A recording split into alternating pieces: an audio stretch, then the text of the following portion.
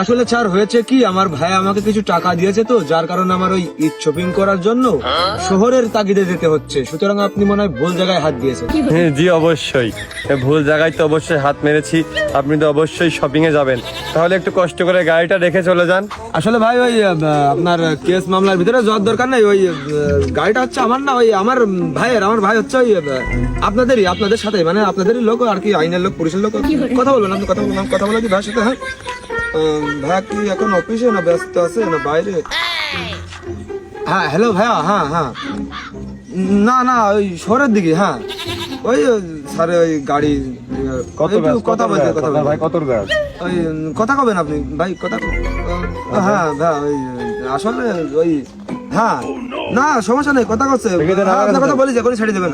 হ্যাঁ না সমস্যা নেই, না চাবি নিয়েছে। হ্যাঁ আমার কাছে কথা বলে দেখে ভাই একটু ব্যস্ত আছে অফিসের ভিতরে।